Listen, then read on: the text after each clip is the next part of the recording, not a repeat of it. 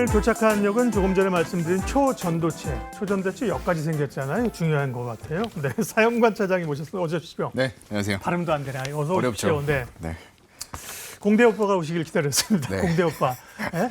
초전도체가 과연 뭐길래 갑자기 초전도체. 이렇게. 네, 저 어마어마합니다. 네, 정말 뭐예요, 뭐 이게? 갖가지짜리 다 돌아다니는데 네. 이 머리 두피와 머리가 붕 떠 있으면 초전도체라고 하고요. 또 일반 교회 다니시는 분들은 이제 전도만으로는 안 된다. 초전도의 시대다. 그런 짤들이 어마어마하게 돌아다닐 정도로 정말 네. 오늘 각광을 받았어요. 그러니까. 근데 그럴 수밖에 없던 게 오늘 지수 빠진 거 혹시 아까 보셨잖아요. 그러니까요. 지수는 이렇게 빠졌는데 지금 상한가 들어간 종목들이 전부 다 초전도체 관련해서 들어가고 줄줄이 끝까지 들어가더라고요. 네. 그래서 정말 이게 이렇게 각광을 받고 있구나라고 생각이 되는데 사실 이게 처음 나온 개념은 아니에요. 계속 그동안 얘기가 됐었고 10년, 14년 뭐 이런 식으로 됐었는데 이번에 이제 아까 말씀해 주신 대로 고려대 이제 산하 쪽에서 지금 에너지 연구소라고 하죠. 그쪽에서 만들었던 부분들이 이제 회자가 된 거죠. 근데 논문이 올라갔는데 네. 이 논문이 어떻게 검증을 받고서 올라가는 사이트는 아니에요. 아직은 이제 검증 전에 맞아요. 올리는 그런 네. 단계라면서요. 그래서 예. 일반적으로 그냥 모두에게 그러니까요. 공개할 수 있는 네. 그런 단계라고 보시면 될 것 같고요. 이 초전도라는 게 무엇인가, 정말 무엇인가, 이거 진짜 대단한 거 맞나? 라는 것부터 좀 알아볼 필요는 있을 것 같아요. 네. 이게 이제 특정 온도, 전위 온도라고 하는데 특정 온도 이하에서 전기 저항 값이라고 우리가 얘기를 합니다. 그게 0이 되는 거예요. 네. 이론적으로요. 그러면은 우리가 이런 헤드폰 같은 것들 쓸 때 여기에서 막 발열이 오랫동안 쓰고 디스플레이 오래 켜놓으면 발열되잖아요. 이론상으로는 그 발열이 없어지는 거예요. 빵이 되는 겁니다. 그렇게 되면은 이런 전자기기의 효율이 엄청나게 극대화가 되는 거죠. 그렇기 때문에 이런 것들에 좀 열광을 했다라고 보이는 부분들이고요. 이게 사실 굉장히 많은 분야에 쓰이고 있어요. 우리 병원 가면은 이런 동그란 통 속에 들어가서 징징징징징징 해보셨죠? MRI요? 네, 네. 그쪽에도 이게 들어가고요. 그리고 전력을 전송하고 저장하는 데도 이게 있으면 굉장히 효율을 높일 수 있다라고 알려져 있고요. 또 자기부상 열차 그쵸. 떠서 가는 것들이요. 거기다가 일론 머스크가 하고 있는 것도 같은 개념이에요. 회사 하나 또 설립한 게 하이퍼루프라고 네네. 굉장히 빠른 속도로 진공으로 그렇죠. 보내주는 그런 쪽에도 이게 사용이 될 수가 있는 거고요. 그래서 결국에는 하이퍼루프뿐만 아니라 미래의 어떤 우주여행 형태까지도 이걸 적용할 수 있다라고 이론적으로는 알려져 있어요. 근데 지금 이제 실험을 통해서 엄청나게 무수하게 많은 실험을 했겠죠. 근데 거기에서 성공 횟수가 얼마나 됐을 것이며 아직까지 우리가 항상 이제 배터리 얘기할 때도 수율 얘기하잖아요. 양품, 비율 얼마나 나오는데 그게 이제 중요한 거거든요. 단순히 연구실에서 한 번, 두 번 성공해서 나온 결과물도 물론 의미는 있습니다. 계속적으로 과학기술의 지평을 열어 나가는 거기 때문에 의미는 있는데 정말로 이게 지금 오늘 올라간 기업들의 당장 실적, 당장 아니더라도 한 2, 3년 내 실현 가능할 것이냐라고 하면은 이제 퀘스천 마크를 달 수밖에 없는. 그러니까 이게 정식 논문 예를 들면 뭐 유명 그 SCI급 뭐 저널에 실린 것도 아닌데 아직 그죠? 네. 그런데 이제 누군가 이걸 또 가져와 가지고 좀 세게 미는 거야, 그죠? 누구죠, 도대체? 네, 세게 미는 건데 설득력이 이제 네. 있냐 없냐를 관련을 해야 되는 건데요. 그러니까 우리가 이제 사실은 전기가 통하는 물체가 있고 통하지 않는 물체가 있잖아요. 맞아요. 그다음에 네. 이제 반도체는 반도체. 전기가 통하고 안 통하는 걸 조절할 수 있는 게 반만 도체잖아요. 맞습니다. 그죠? 이건 네. 초전도체니까 전도가 얼마나 빨리 되는 거예요. 그죠? 그렇죠. 급속으로 네. 하는 거니까 말씀하신 효율이나 이런 게 높을 수 있다는 건데 근데 이제 스터디가 안 돼가지고 막 오르는 종목들 지금 있잖아요. 그죠? 그런 뭐 서남, 덕성 뭐 이런 기업들이 사실 그러면 이걸 만들었나? 관련이 있나? 도대체 무슨 관련이 있길래 이들 종목이 움직이는 거예요? 그러니까요. 이게 한 번씩 나오는 테마인데 자주 출몰하는 테마가 아니면 저도 예전에 공부를 한두 번씩 했었는데 네. 또 헷갈리는 거예요. 네. 네, 그러다 보니까 이번에도 또 나오는 시점에서 새롭게 스터디를 또 했습니다.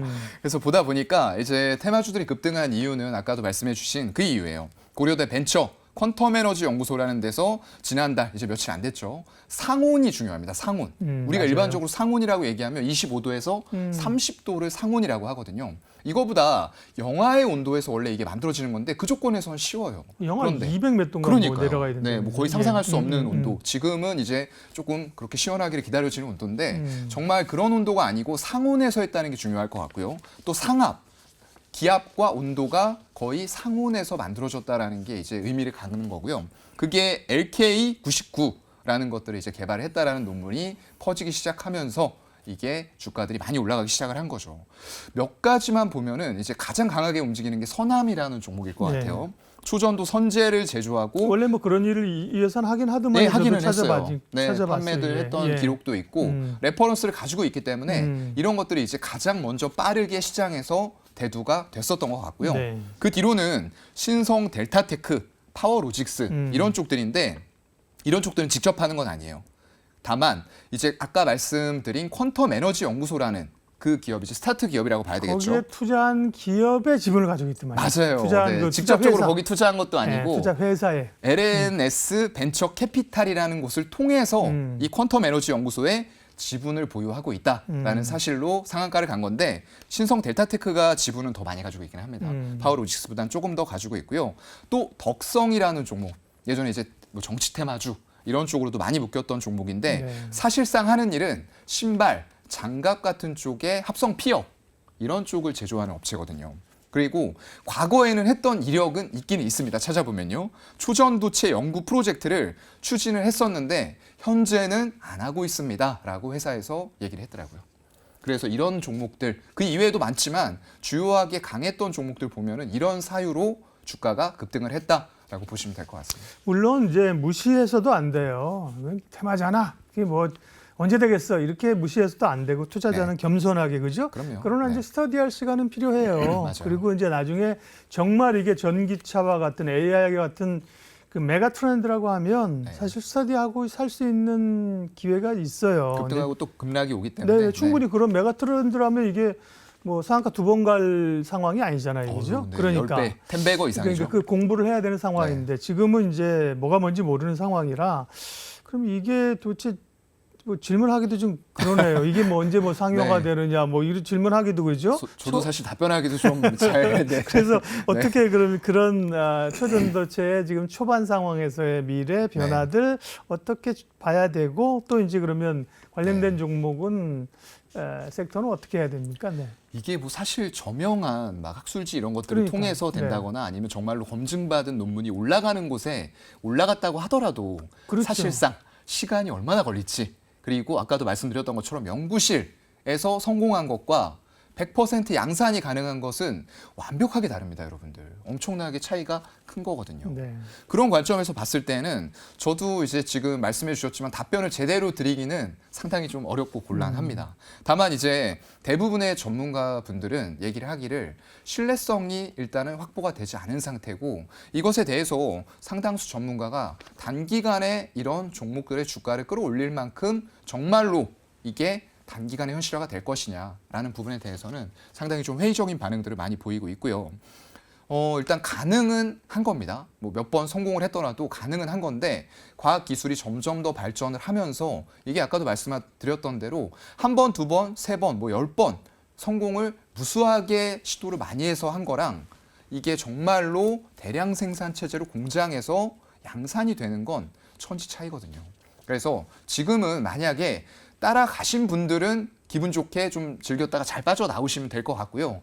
만약에 못 따라가신 분들이라고 하면 아까도 이제 말씀을 해주셨지만 지금은 이제 이 종목을 언제 내가 사야 될지 따라잡아야 되지 이 고민을 하시기보다는 초전도체라는 것에 대해서 조금 더 아마 대부분 스터디가 안 된 상태에서 사신 분들이 거의 제가 볼 땐 100%예요. 네. 물론 못 따라간 게 조금 억울하신 분들도 있겠지만 이게 정말로 현실화가 된다라고 하면 아까도 저희가 얘기 나눴던 것처럼 10배거 그 이상으로 갈 수 있는 파급력들이 분명히 나올 거거든요.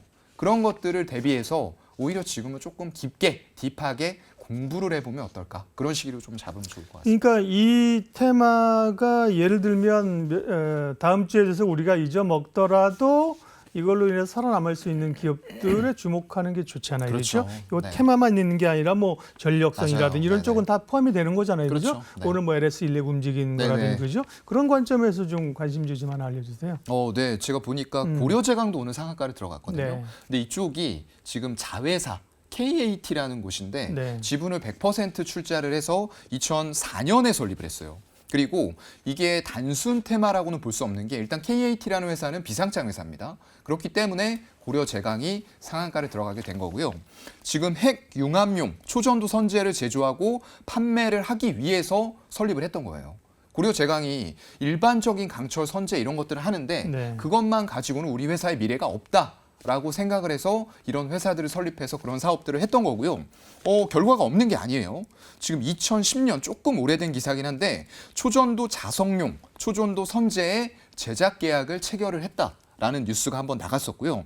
최근의 일은 보면은 2019년에 한번 있었어요. 이탈리아 쪽에 핵 융합 장치를 관련해서 430억 규모의 사업을 수주를 했던 이력이 있습니다. 그래서 실체가 없는 회사가 아니고요. 또 그 회사가 철강 선제만 하는 게 아니라 이런 초전도 선제 사업을 하기 위해서 100% 지분을 출자해서 고려제강에서 만든 회사다라고 이해를 하시면 될 것 같고요. 최근에 또 핫한 분야도 진출을 했어요.